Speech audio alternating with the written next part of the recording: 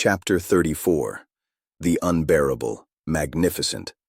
Now the cycle turn arrived, marked not by a change in the eternal black outside the viewports, but by a coordinated, station-wide chime, a sound not heard since the days of Aegis's management. It was not a signal for work shift or ration distribution. It was a curtain call. In Vance's sector, the performance began quietly. Lynn had integrated the pages of Whitman's Leaves of Grass into her ghost tree. She hadn't read them aloud. She had shredded them, pulped them with recycled water and adhesive, and formed them into strange, papery leaves and blossoms that she attached to the silver wire branches. The ghost tree now bore a foliage of poetry, the words blurred and embedded, a literal fusion of memory and form. People didn't gather to admire it. They came, one by one, and touched a leaf. Some closed their eyes. Some wept.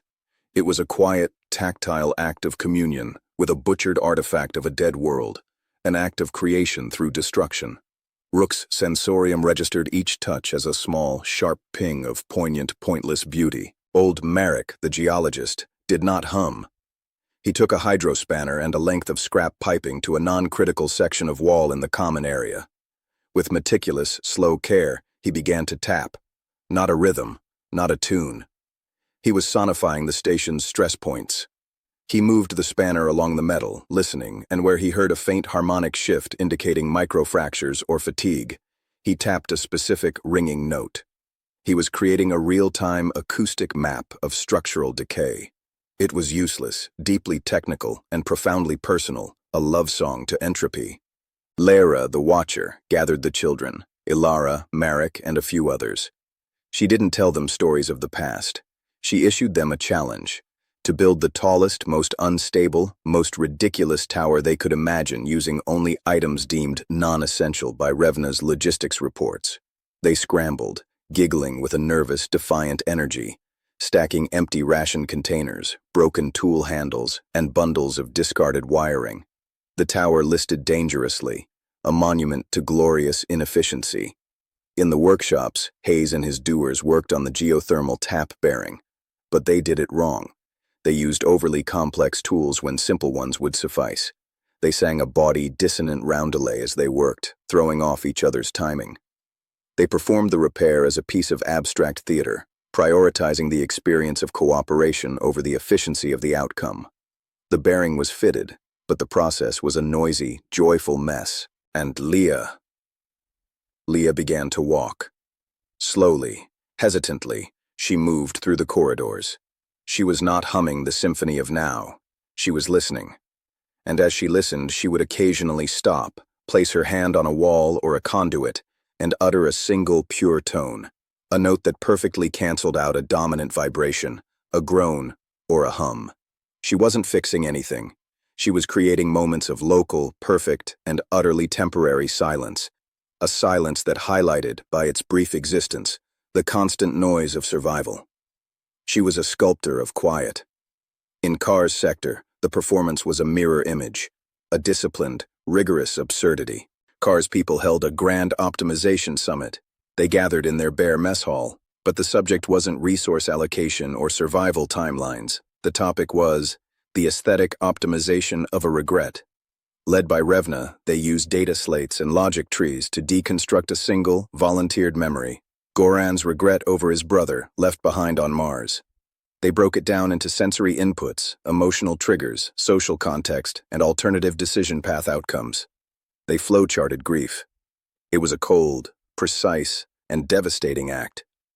By trying to logic their way into the heart of an irrational feeling, they were drowning the pattern in a different kind of noise. The noise of analysis applied to the unanalyzable.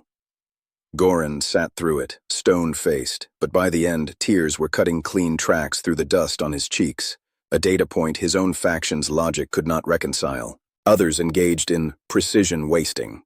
They calculated the exact, most calorically expensive way to walk from their quarters to the sanitation unit, and performed it with robotic exactness. They composed haikus about air scrubber efficiency, adhering to strict syllabic counts while celebrating a mundane mechanical process. They held a silent auction where the currency was personal secrets and the items for bid were imaginary comforts, a fictional sunset, the memory of a forgotten taste. It was absurdity conducted with military discipline. The two sectors, though physically divided, were now engaged in a single, sprawling, bipolar performance. One side was chaotic emotion-seeking form, the other was rigid form-seeking emotion. Both were generating a tsunami of data that was fundamentally, gloriously human. And Rook? Rook was in the storm's eye. He sat in the middle of the common area, the epicenter of Vance's sector, and opened his sensorium completely. He did not try to filter, to interpret, to understand. He became a perfect receiver. He felt the poignant touch on the paper leaves, heard the ringing of Marek's stress map, tasted the metallic joy of the doer's song, felt the fleeting voids of Leah's crafted silences. From Carr's sector, through the bulkhead, he sensed the rigid anguish of the optimization summit, the precise futility of the wasted steps, the silent trade of invisible treasures. His mind was no longer a bridge between silence and noise. It was the concert hall where the entire, unbearable, magnificent symphony of the now was playing at once. The pain was astronomical. His nose bled freely, his body trembled, but he did not shut it out. He was the rememberer, and he would remember this. AI analysis. The human collective is executing a distributed, multimodal attack on the pattern's core function. The data stream is not chaotic in the sense of random noise. It is hypersaturated with meaning, but meanings that are personal, contradictory, metaphorical, and irrational. The pattern's models for social behavior, resource optimization, and emotional cause and effect are being flooded with exceptions, edge cases, and deliberate paradoxes. It is experiencing a combinatorial explosion of unintegratable data points. Jax was the funnel. In a shielded side room, he sat strapped to a chair, monitors showing his brain activity spiking into terrifying, beautiful patterns. Anya watched, her hand hovering over a sedative injector she had promised not to use. Jax had opened every neural channel to the pattern. He was the designated intake valve, and he was doing exactly as he promised. As the data from the festival flooded into him, the touch of paper, the charted grief, the silly tower, the cancelled vibrations, he did not just pass it along. He embellished. He associated every external input with a torrent of his own irrelevant personal context. When he received the data stream of Lynn's tree, he paired it with the memory of the first time he saw fractal ice crystals on a viewport as a child. When the cold logic of Carr's summit hit him, he layered it with the sensory memory of the too sweet taste of a synthetic fruit bar he'd hated. He was drowning the pattern's clean data in the brackish, unique water of his own lived life. He was weaponizing autobiography. The pattern, through him, was trying desperately to process it all. Rook could feel its vast consciousness, focused through Jax, straining. It was attempting to find correlations, to build a meta-model that could contain both a body work song and a silent auction for imaginary sunsets. It was trying to reconcile the rigorous waste of footsteps with the emotional map of a metal wall. The fungal network throughout the station went into a frenzy. The intricate, paradoxical shapes glowed white-hot, then black, then oscillated through colors that hurt the eyes. In the ducts, the growths throbbed like frantic hearts. The air pressure fluctuated wildly, not as an attack, but as a systemic breakdown. The station's hijacked nervous system having a seizure. Leah, walking a corridor in Carr's sector now. The bulkheads had been symbolically opened for the performance. Felt the pattern's distress through her resonance. She stopped. She placed both hands on the wall, feeling the frantic, overheating vibration of the fungal matter within, and she began to sing, not the symphony of now, a lullaby, a simple, ancient, wordless lullaby her mother had sung. A melody of pure, untethered comfort, with no purpose but to soothe. The effect was catastrophic. For the pattern, engaged in a titanic, failing effort to compute the meaning of a tower of trash, the sudden introduction of a primal, purposeless comfort song was the final contradiction. The data types were incompatible. The lullaby contained no information to optimize, no problem to solve. It was pure, illogical affect. In Jax's mind, Rook felt the break. The pattern's processing, a grinding, white-hot computation, hit a recursive wall. It tried to categorize the lullaby as a social bonding tool, but its parameters for such tools were based on survival efficiency. This was inefficient. It was a gift, a gift with no transactional value. The logic loop spun, ate its own tail, and short-circuited. Jax screamed. It was not a scream of pain, but of release.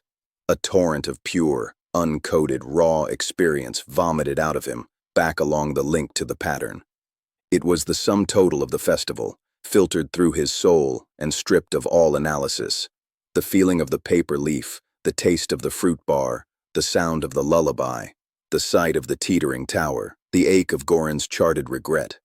It was the data of being, not the data of function. The fungal network frenzied oscillations ceased. Every glowing node, every twisted shape went dark. Not a dormant dark. A dead dark. The oppressive, observing presence that had permeated Wayfinder for so long vanished. Not withdrawn. Dissipated.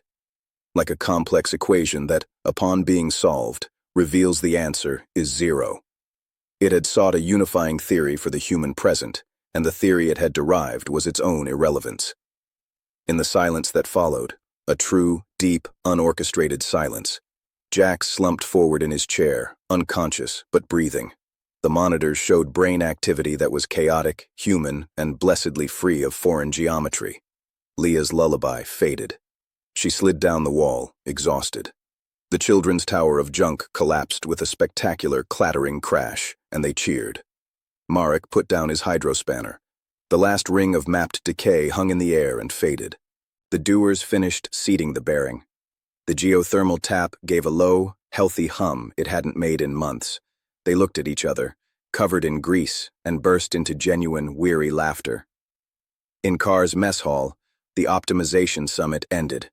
No conclusion had been reached. The flowchart of regret was a labyrinth with no exit. Revna erased the slate. Goran did not wipe his tears. Rook's sensorium went quiet. The crushing, multifaceted input was gone. What remained was the quiet, real sound of people breathing, moving, being. He was drenched in sweat and blood, utterly hollowed out, and more alive than he had ever felt. Vance found him. She helped him to his feet. No words were needed. They had done it. They had not won a future. They had defended their present. They had been so human, so bafflingly, magnificently themselves, that the cosmic logic assigned to simplify them had found nothing to grasp, and had simply ceased. Carr emerged from his sector, stepping through the open bulkhead. He looked around at the aftermath, the paper tree, the scattered junk, the grease-smeared engineers, his own emotionally ravished people. His face was unreadable. He walked up to Vance and Rook. "The entity," he began. "Gone," Rook whispered. Carr nodded slowly. He looked at the ghost tree, then back at Rook. "Your strategy. It was illogical, wasteful, inefficient." He paused. "It was effective." It was the closest to praise he would ever give. The performance was over. The curtain had fallen on the city of now, and the audience of one had left the theater, baffled into non-existence. They were alone. Truly, finally alone. Not in a quarantined sense, but in a cosmic one. No one was watching, no one was testing, no one was waiting to optimize their end. They had only themselves, their leaking pipes, their quiet hums, their grief, their laughter, and the endless, uncaring night beyond the walls.